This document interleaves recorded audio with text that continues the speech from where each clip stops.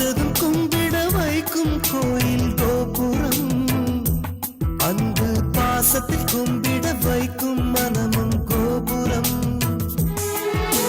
உயர்ந்து நிற்கணும் அன்பால், உலகம் வணங்கணும் பண்பால். கோபுரம் மனமே கோபுரம்,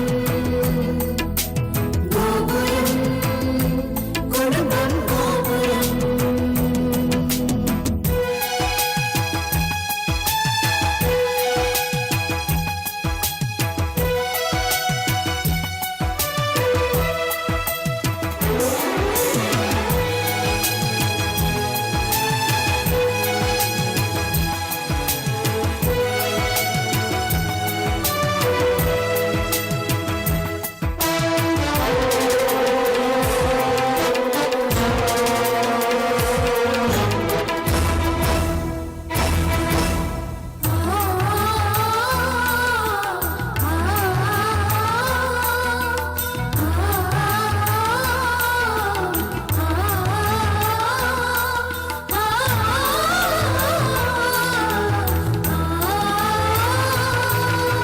ஒருவரை ஒருவர் உணர்ந்து உள்ளங்கள் அன்பில் இணைந்து, வேதங்கள் என்பதை மறந்து பொறுமையில் இமயம் அடைந்து, பாசத்தின் பலங்களை அறிந்து பண்பெனும் பாதையில் நடந்து, கண்ணென உறவினில் மகிழ்ந்து தூணென குடும்பத்தை சுமந்து, கோயிலை போலே குடும்பமும் அமைந்தால் சொர்க்கம் நிஜமாகும். கூட்டு குடும்பத்தின் பொறுமை உணர்ந்திடும் போது கோபுரம் போலாகும். கோபுரம் மனமே கோபுரம், கோபுரம் குடும்பம் கோபுரம். பார்த்ததும் கும்பிட வைக்கும் கோயில் கோபுரம், அன்பு பாசத்தில் கும்பிட வைக்கும் மனமும் கோபுரம். பார்த்ததும் கும்பிட வைக்கும் கோயில் கோபுரம், அன்பு பாசத்தில் கும்பிட வைக்கும் மனமும் கோபுரம். உயர்ந்து நிற்கணும் அன்பால், உலகம் வணங்கணும் பண்பால்.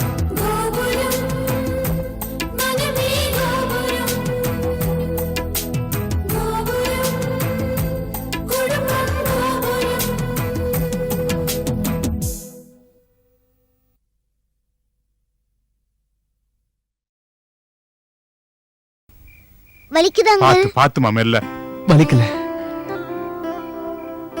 கை வீங்கி இருக்கு, வலிக்கலன்னு போய் சொல்றீங்க. வாங்க ஆஸ்பத்திரிக்கு போலாம். வேணாம்மா, நீ தொட்ட உடனே வலி பறந்து போயிடுச்சு. நான் ஒத்தடம் கொடுக்குறேங்க. வேணாம்மா, இல்ல. குழந்தைக்கு தான் மேல எவ்வளவு பாசம் பா. மெதுவா மெதுவா தொடங்குடுமா.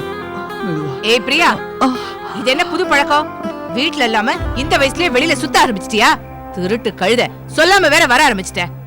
நல்லவங்களோட பழகுனா நல்ல புத்தி வரும், திருட்டு பசங்களோட பழகுனா திருட்டு புத்தி தான் வரும். இல்லம்மா, நல்ல அங்கிள். ஆமா, பெரிய அங்கிள். இருக்கிற உறவெல்லாம் அப்படியே நமக்கு வாரி கொடுத்துருச்சு. இந்த புது உறவு வந்து புதையில தரப்போதா? வாடி பேச. அம்மா கூட்டிட்டு போக வேண்டியதான். குழந்தையோட கை ஒடிற மாதிரி எடுத்துட்டு போறியாம, உனக்கே நல்லா இருக்கா? என் பொண்ணு சங்கிலி எடுத்தவன் கையில கட்டதான் முளைக்கும். அவன் வாந்தி பேதியில தான் போவான். இத பாருங்க மாமா, நாளையில இருந்து வேற ஆட்டோ சொல்லிட்டேன். பிரியா அதுலதான் போவா. உங்களுக்கு இத ஒரு நியூஸா சொல்றேன். பழைய பாசத்துல வேற சனியெல்லாம் என் பிள்ளைய ஸ்கூலுக்கு கூட்டு போக வேண்டாம். வாடி.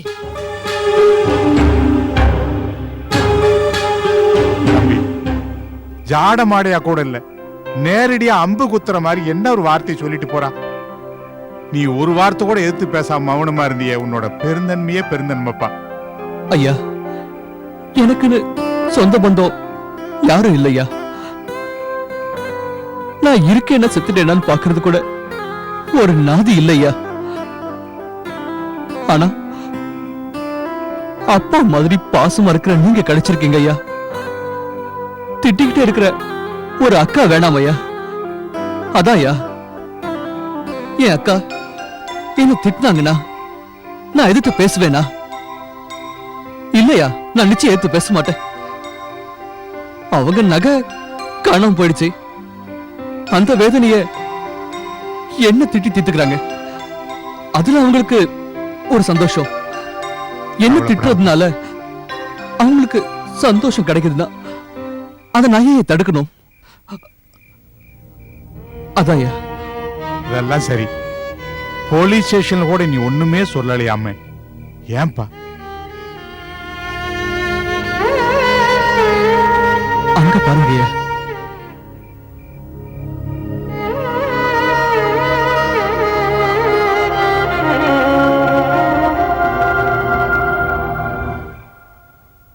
May I come in? Yeah, come in.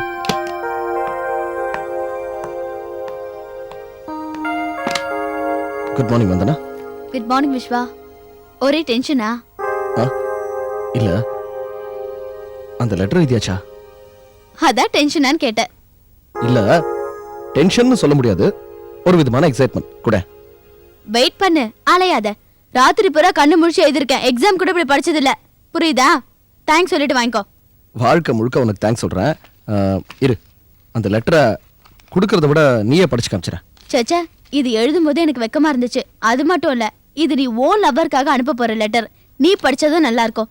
நாளைக்கு அவகிட்ட நீ மனப்படமா சொன்னாலும் வசதியா இருக்கும். சரி கொடு. லெட்டர் வாங்கவே இவ்ளோ நடக்குமா? இல்ல, ஃபர்ஸ்ட் டைம் இல்லையா?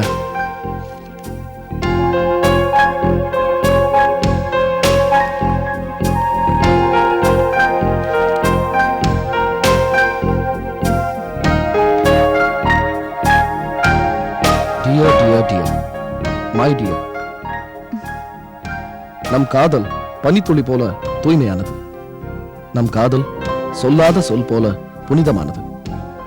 பௌர்ணமி அலைகள் பொங்குவது போல திங்களே, உன்னை கண்டதும் நான் பொங்குகிறேன். கரங்கள் துடிக்கின்றன அணைக்க, கண்கள் துடிக்கின்றன உன்னை பார்க்க. நீ அருகில் இல்லாத போது குளிர்கிறது, அருகில் வந்தாலோ குதிக்கிறது. எவ்வளவோ பேச துடிக்கின்றேன் ஊமையைப் போல.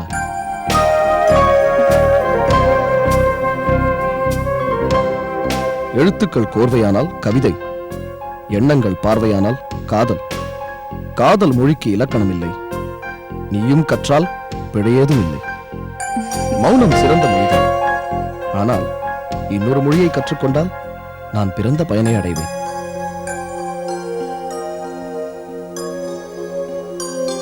The time may change, the rose and lips lovely cheeks, but it cannot change true love.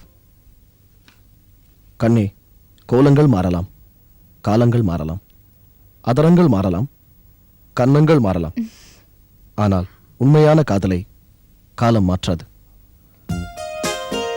Ramar பாதம் பட காத்திருக்கும் அகலிகை போல உன் பார்வை பட உன் வழியில் நான் காத்திருக்கிறேன்.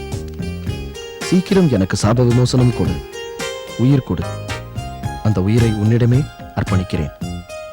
பதிலுக்கு காத்திருக்கும் என்றென்றும் உன் அன்புடன் ஸ்வீட் ஹார்ட். சூப்பர், வண்டர்ஃபுல், ரொம்ப நல்லா இருக்கு, ரொம்ப ரொமான்டிக்கா இருக்கு. இதை படிக்கும் போது 10 வயசு குறைஞ்ச மாதிரி இருக்கு. இதை மட்டும் என் காதலி வரலட்சுமி படிச்சானா உடனே ஓகே சொல்லுவா. இப்பவே இப்படியே கொண்டு போய் அவகிட்ட கொடுக்க போறேன். அசந்து போக போறான். என்ன அசந்துருவா? உனக்கு கொஞ்சமாவது அறிவு இருக்கா? உன் கையெழுத்து அவளுக்கு தெரியாதா? வெறும் கையெழுத்து மட்டும் போட்டு அனுப்புனேன்னு வச்சுக்கோ, ஒரு லவ் லெட்டர் கூட எழுத தெரியாம யாரையோ விட்டு எழுத வச்சிருக்கானேன்னு தப்பா நினைப்பா. பேசாம நான் சொல்ற மாதிரி கேளு. உன் ஹேண்ட் ரைட்டிங்ல ஒரு காப்பி பண்ணி அனுப்பி வச்சிரு. ஆமா, இத கவர்ல போட்டு எப்படி கொடுப்ப? அத நான் எப்படி கொடுப்பேன்? நேரடியா சொல்றதுக்கே பயமா இருக்கு. லெட்டர் எப்படி கொடுக்கிறது? இதுக்கு என்கிட்ட ஐடியா கேளு. ஐயோ, இத கொரியர்ல அனுப்புனா வேற யாராவது சைன் பண்ணி வாங்குறதுக்கு சான்ஸ் இருக்கு. பேசாம ஒண்ணு பண்ண, அவ பேருக்கு ரெஜிஸ்டர் போஸ்ட் அனுப்பிடு. அப்பதான் அவ கைக்கு போய் சேரும். என்ன சொல்ற? ஹலோ, புரியுதா?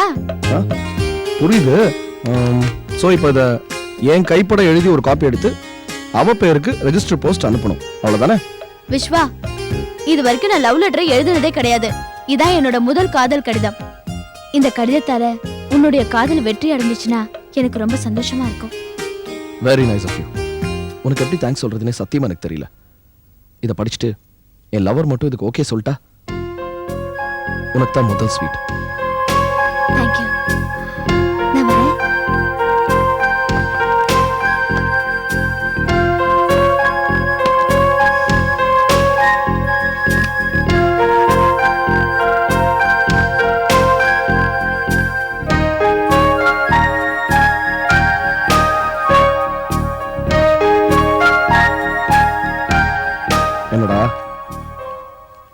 ஆழமா யோசிக்கிற? இல்ல, இந்த காதல் பண்ற கூத்தையெல்லாம் நினைச்சு பாக்குறேன். என்ன கிண்டலா? இல்லடா, இந்த காதல் கிழவனை குமரனாக்குது, குமரனை கோமாளி ஆக்குது. இப்ப என்ன என்னடா கோமாளி ஆக்கிடுச்சு? காதலுக்காக நாம மத்தவங்க கிட்ட உதவி கேட்போம், அவங்களும் செய்வாங்க. ஆனா நீ காதலிக்கிற பொண்ணிய கூப்பிட்டு அவளையே அவளுக்கு காதல் கடிதம் எழுத சொல்ற. அடடடடடா, பினாமி சொத்துக்காகன்னு சொல்லுவாங்க. காதல் கடிதம் எழுதுறதுக்கும் பினாமியா? உன் காதலிய நீ கெஸ்ட் ரைட்டர் ஆகிட்டியே. உலக காதல் வரலாற்றுலயே இப்படி ஒரு அதிசயமான சம்பவம் நடந்திருக்காதுன்னு நான் நினைக்கிறேன். அதான் விஸ்வா, எல்லாரும் காதலிக்கிற மாதிரியே நானும் காதலிச்சா போர் அடிக்காது. அதான் ஒரு புதுமையான ரூட் கண்டுபிடிச்சிருக்கேன். எந்த வழியா இருந்தானே காதல் ஊருக்கு போய் சேரணும், அதான் என் நோக்கம். சரி, காதல் பயணம் நீ கிளம்பிட்ட, கைடு மாதிரி லவ் லெட்டர் கொண்டு போற, காப்பி ரைட்டும் வாங்கிட்ட. உன்னோட பயணத்துல அடுத்த ஸ்டெப் என்ன? நான் கைப்பட எழுதின இந்த லெட்டரை வந்தனா பேருக்கு அவ வீட்டுக்கே ரெஜிஸ்டர் போஸ்ட் அனுப்ப போறேன். அப்புறம் என்ன, விஜே ஹவுஸுக்கு என்னோட இந்த ரெஜிஸ்டர் லெட்டரை சுமந்துக்கிட்டு ஒரு வெண்புறா மாதிரி போஸ்ட்மேன் போவான், காலிங் பெல்ல அழுத்துவான். என்னுடைய ஆசை மயில் அப்படியே ஆடிக்கிட்டே வந்து மெல்ல கதவை திறப்பா. தன்னுடைய அழகான கைகளால அந்த லெட்டரை வாங்கி கையெழுத்து போட்டு அப்படியே அதை பிரிச்சு படிப்பா. ஆஹா, விஸ்வாக்கு நாம் எழுதி கொடுத்த லவ் லெட்டரை அவன் நமக்கே திருப்பி அமைச்சிருக்கானே. அப்படின்னா விஸ்வா லவ் பண்ற அந்த வரலட்சுமி நாம தானா? ஆஹா அப்படின்னு காதல் கனவுல மிதக்க ஆரம்பிச்சிருவா. தெரிஞ்சிடுச்சுன்னா? தெரிஞ்சதும் கடிதம் மூலமா தொடங்கின காதல் கண்கள் மூலமா அரங்கேறும். என் கணக்கும் டாலி ஆயிடும். என் கணிப்பு மாறாது அப்படின்னு நீ நம்புற? ஏன் நீ நம்பலையா? நான் நம்பி என்ன ஆக போகுது? எக்ஸ்பெக்ட் தி அன்எக்ஸ்பெக்டட். டேய், வாழ்த்துறா, அபசகுணமா இருக்கு. இதுவும் வாழ்த்து மாதிரி தான்டா. All the best.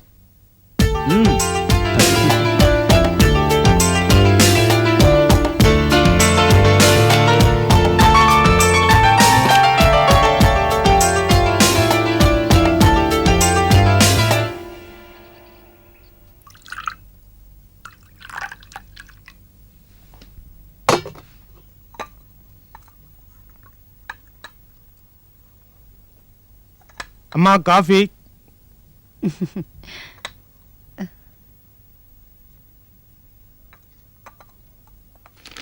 ஐயா good morning. Good morning. Coffee சாப்பிடுங்க. ஐயா நைட்டு சரியா சாப்பிடலன்னு நினைக்கிறேன், சமையல் பிடிக்கலையா? நான் சாப்பிடலன்னு உனக்கு எப்படி தெரியும்?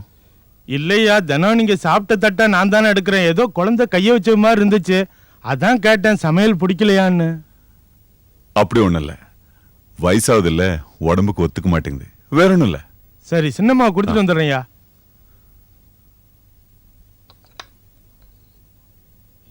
என்ன பெட் காஃபி ஸ்டார் கேஸ்ல குடுக்குறீங்க? ஆமா, பெட்ல கொடுத்தா நீங்க பிரஷ் பண்ணாம குடிச்சிடுறீங்க, அதனாலதான். நல்ல ரெஸ்பான்ஸ். குட் மார்னிங் வந்தனா. உங்களுக்கு தான் காபி கொண்டு வர்றேன், அதுக்குள்ள நீங்க ரெடி ஆயிட்டீங்களா? நான் டென்னிஸ் விளையாட போறேன், வந்து சாப்பிட்டுக்கிறேன், நீங்களே குடிச்சுக்கோங்க. காலையில இருந்து நான் எத்தனை காபிமா குடிக்கிறது? குட் மார்னிங் பா. Good morning. என்னம்மா இந்த Dress? ஓ, இன்னைக்கு தான் டென்னிஸ் கிளாஸ் ஆரம்பம்ல, நான் மறந்தே போயிட்டேன். All the best. Thank you பா. என்ன மாமா இது, வீட்டுக்கு புதுசா வந்தவங்கள நிக்க வச்சு பேசிட்டு இருக்கீங்க? அட, யாருன்னு தெரியலையா? யார் இந்த பக்கம் வந்து பாரு. அட ஜோதியா? என்ன ஜோதி இது கோலம்? டென்னிஸ் கத்துக்க போறால, அதான். என்ன இப்படி திடீர்னு? அப்புறம் ஃபேக்டரி யார் பாத்துக்குவா? ஜஸ்ட் ஒரு 1 hour தான், ஒரு ரிலாக்ஸேஷனுக்காகன்னு வெச்சுக்கோங்களேன். எப்ப பார்த்தாலும் டென்ஷனா இருக்குமே, அத குறைக்கிறதுக்கு என்ன பண்ணலாம்னு நானே யோசிச்சிருக்கேன். அப்பதான் நம்ம ஜேபி அங்கிளோட சன் ஆனந்த்ல அவர்தான் இந்த ஐடியாவை கொடுத்தாரு. அப்பா கூட ஓகே சொல்லியாச்சு. ஓகேப்பா, பை. சரிம்மா, பை. ஓகே, போயிட்டு வா. ஓகே மாமா, இந்த பேப்பர் எடுத்துக்கலாமா? மொத்தமாவே எடுத்துக்கம்மா, நான் படிச்சிட்டேன்.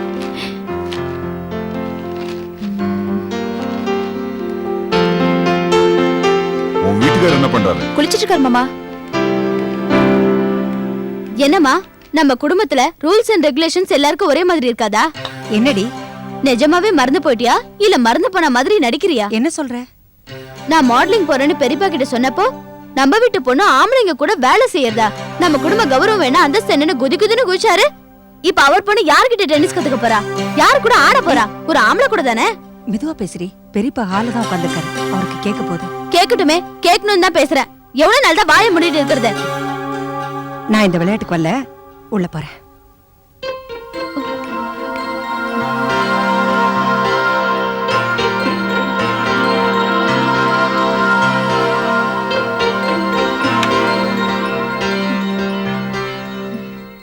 என்ன மாதிரி வெஜிடேரியன்லாம் இமீடியட்டா நான் வெஜிடேரியன் மாறி ஆகணும்ப்பா. விலைவாசி ஏறத பார்த்தா நேக்கு ஒன்றும் புரிய மாட்டேங்கிறதே. ரூரல்ல இருக்கிற மாதிரி சிட்டிலையும் உழவர் சந்தை இருந்தா பெட்டர். விலைவாசி ஏறி இறங்கி ஜனங்களுக்கு கண்ணாமூச்சி விளையாட்டு காட்டின்னு இருக்கு. இதுல வேற இவங்க விளக்க போறானுங்க, காய்கறி எல்லாம் பளபளன்னு இருக்கு. இங்க வந்து எடுத்து பார்த்தா பல்ல இழிச்சுன்னு இருக்கு. விலைவாசி ஏறினா உனக்கு என்ன, இறங்கினா உனக்கு என்னடா பட்டாபி. அண்ணாத்துக்கு வாங்கும் போதே 2 கிலோ சேர்த்து வாங்கி நம்ம ஆத்துக்கு தள்ளிட வேண்டியதா. ஆத்துக்காரி முருங்கைக்காய் வாங்க சொன்னா மறந்துட்டேனே, என்ன பண்றது, எனக்கு வயசாயிடுது. அண்ணா என்ன அதெல்லாம் என்னண்ணா இவ்வளவு பெரிய வக்கீலா இருக்கு, இது கூட தெரியலையா? எல்லாம் வெஜிடபிள்ஸ்னா. நம்ம ஆத்துக்கு டெய்லி மார்க்கெட்டுக்கு பொடி நடையா போய் காய்கறி வாங்கிட்டு வருவேன், இது கூட தெரியாதானே? எல்லாம் எனக்கு தெரியும். என்னது தெரியுமா? எல்லாமே தெரியுமா?